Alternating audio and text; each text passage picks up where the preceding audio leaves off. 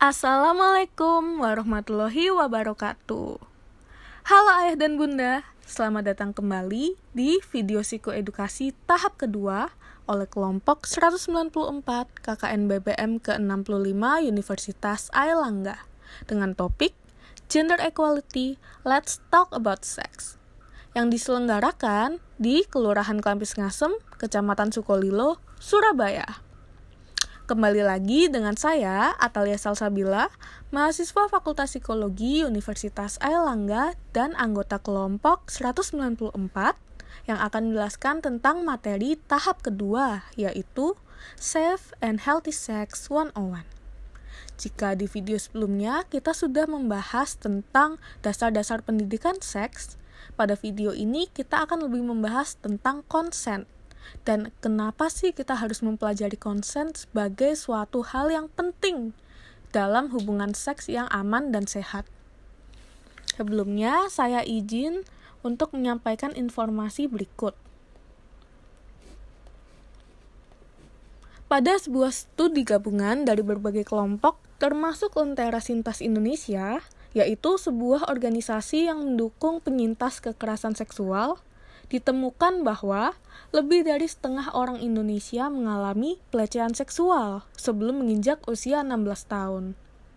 Pada tahun 2016, sebuah sekolah dasar swasta menguji coba program pendidikan seks di kelas yang menempatkan konsen sebagai prioritas.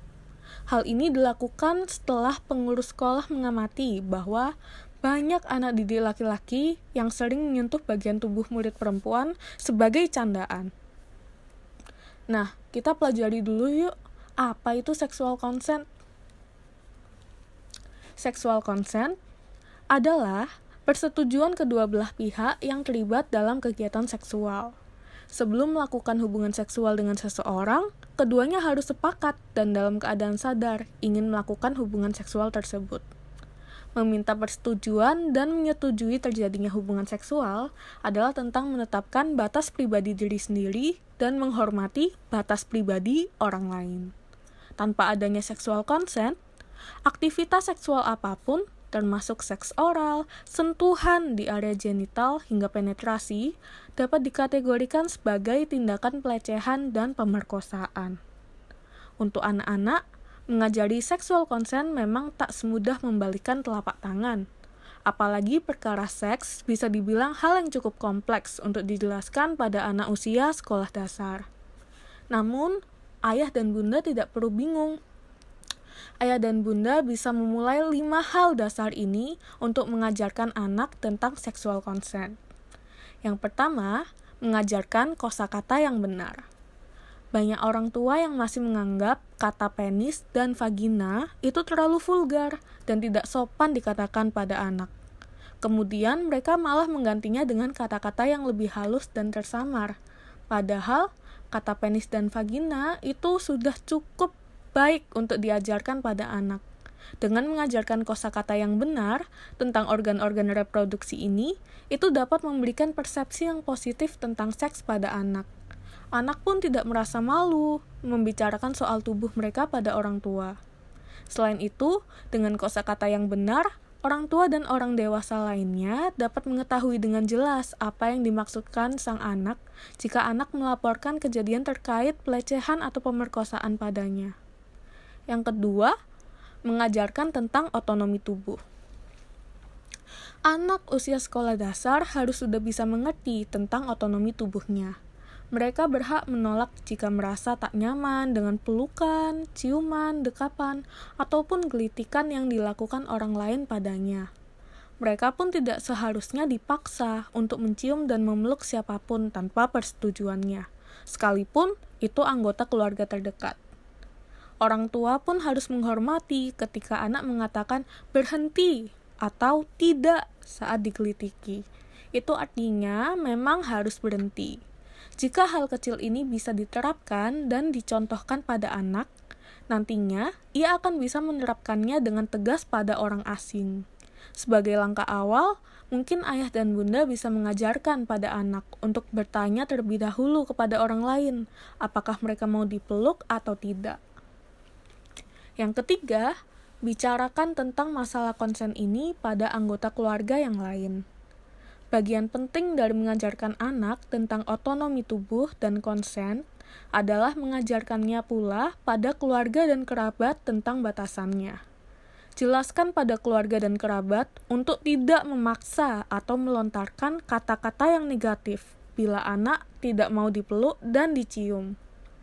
Tidak sekedar menolak ciuman dan pelukan, anak bisa diajari untuk menawarkan alternatif lain jika ia tidak mau terjadi interaksi fisik yang intim. Misalnya, dengan menawarkan bersalaman atau high five, bertepuk tangan jika mereka tidak ingin dipeluk atau dicium. Lalu yang keempat adalah menerapkan batasan. Semakin anak bertambah besar, ayah dan bunda bisa menjelaskan bahwa orang-orang tertentu bisa mendapatkan akses yang berbeda tentang otonomi tubuhnya. Misalnya, tidak masalah jika ayah dan bunda memeluknya, tetapi itu tidak sama dengan orang asing. Atau, hanya dokter atau ayah dan bunda yang boleh memegang bagian tubuh tertentu saat diperiksa. Itu pun di bawah pengawasan orang tua, tetapi tidak sama dengan paman atau bibi.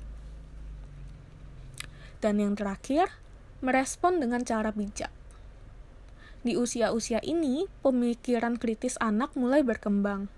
Tidak menutup kemungkinan mereka punya rasa ingin tahu yang sangat besar terhadap seksualitas, yang seringkali membuat orang tua terkejut. Nah, alih-alih ayah dan bunda ini mengalihkan pembicaraan atau menyuruh mereka berhenti bertanya, justru ini menjadi momen yang tepat untuk memberikan edukasi pada mereka. Ketahuilah ya dan bun, anak-anak kita mungkin terlihat masih kecil, tetapi sesungguhnya mereka sudah cukup bisa memahami apa yang terjadi. Berikan penjelasan sesuai dengan usianya. Tak perlu terlalu mendetail, asalkan mereka mendapatkan jawaban yang diinginkan. Akhiri dengan, nanti, kalau kamu sudah besar, ayah dan bunda akan jelaskan lagi supaya kamu lebih mengerti. Jangan takut pula untuk meminta waktu untuk mencari jawaban yang tepat. Misalnya dengan mengatakan, "Wah, mama terkejut kamu menanyakan ini. Gimana kalau besok kita obrolkan lagi setelah makan malam?" Dengan begitu mereka akan paham, oh iya ayah dan bunda mungkin masih butuh waktu untuk menjelaskan ini padaku. Nah, perlu diketahui juga, menjadi tugas penting bagi orang tua untuk menerjemahkan, menjelaskan, menyanggah, dan menyampaikan pesan-pesan seksual konsen ini sebagai bekal dasar anak akan keterbukaan soal edukasi seksual. Hal ini penting demi menjaga anak kita dari kekerasan seksual yang mungkin saja dialaminya di dunia luar. Nah, memasuki sesi utama, yaitu frequently asked question. Banyak yang menanyakan, sebenarnya seksual konsen ini apakah sudah dapat dilontarkan jika mereka masih berusia di bawah 18 tahun? Nah, berdasarkan hukum yang berlaku, seksual konsen hanya dapat diberikan jika kedua belah pihak sudah berusia di atas 18 tahun. Yang artinya, bagi kedua belah pihak yang di bawah umur 18, tentunya tidak boleh melakukan hubungan seksual apapun. Karena mereka masih dianggap belum cukup umur, belum paham tentang konsekuensi-konsekuensi yang dapat terjadi dari hubungan seksual di bawah umur. Contohnya adalah kehamilan yang tidak diinginkan, lalu luka internal, luka fisik, bahkan infeksi, dan penyakit-penyakit seksual lainnya karena hubungan seksual yang tidak aman. Selain itu, dari segi emosional, mungkin mereka juga merasakan harga diri yang lebih rendah atau self-esteem mereka menurun. lalu rasa takut, rasa tersakiti, rasa malu atas diri sendiri, dan adanya problem mempercayai partner mereka di masa depan.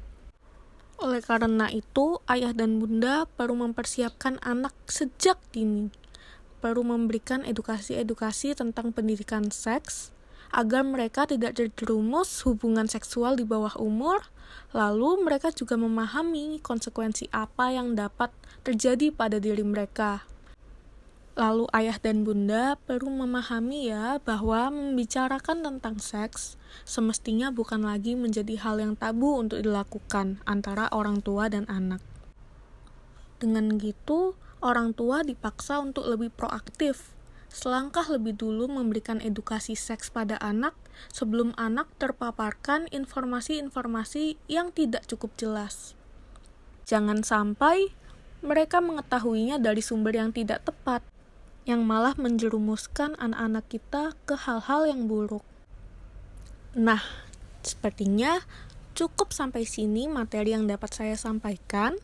Sebelumnya, saya ucapkan terima kasih kepada ayah dan bunda yang sudah menonton video kami hingga akhir. Semoga video yang telah kami buat dapat bermanfaat bagi ayah dan bunda dan si kecil. Salam dari kelompok 194, semoga info yang kami berikan dapat bermanfaat. Wassalamualaikum warahmatullahi wabarakatuh.